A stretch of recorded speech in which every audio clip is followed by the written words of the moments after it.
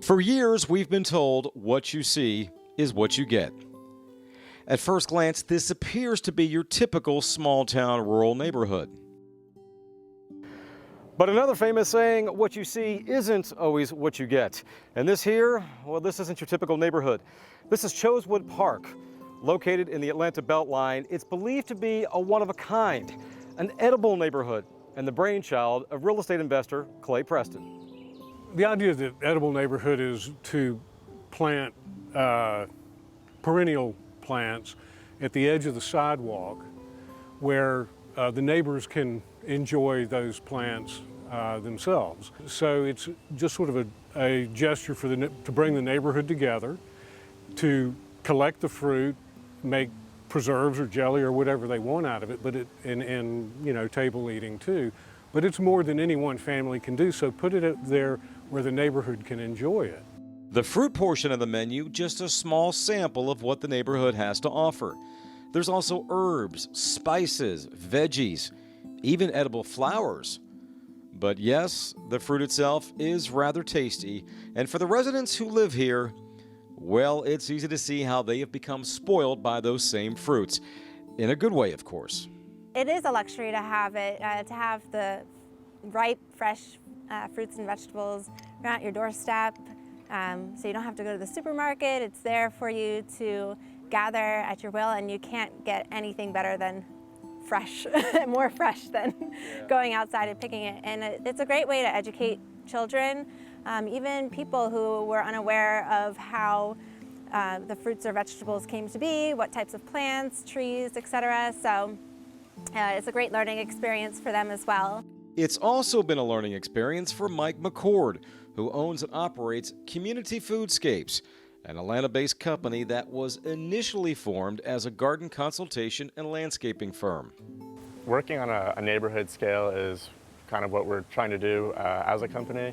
So primarily we focus on single-family residences and schools and try to help people grow food where they live, work, and play. And this is kind of been very unique because we're doing it on a neighborhood scale, whereas typically we're working one house at a time. So we're getting to kind of have more of impact by working with multiple neighbors at once, you know, planting plum trees in one front yard and blueberries next door, and kind of having the neighbors harvest together when there's an abundance of food.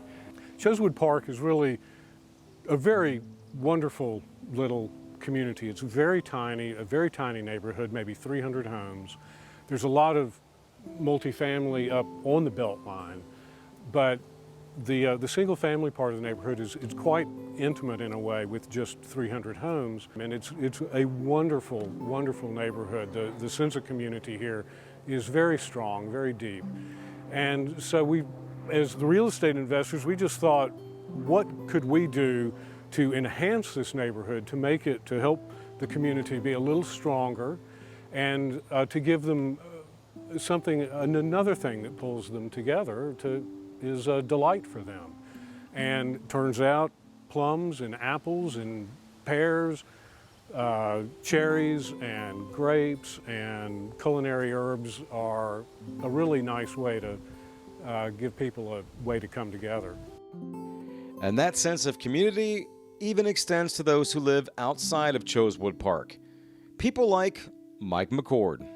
One of my fondest memories of the project was just 2 weeks ago when I was out just maintaining the trees, watering them, mulching them, weeding them, and we had some plum trees that were ripe, and some of the neighbors from next door, 5 or 6 little kids, came over and started climbing the tree and harvesting plums from it, and talking about how this is their tree, and they've grown up with the tree next door, growing food for them. So kind of seeing that connection between people in the city who typically aren't getting to experience food in that way, and really building a connection between the planet, the plants, and the people living in the community.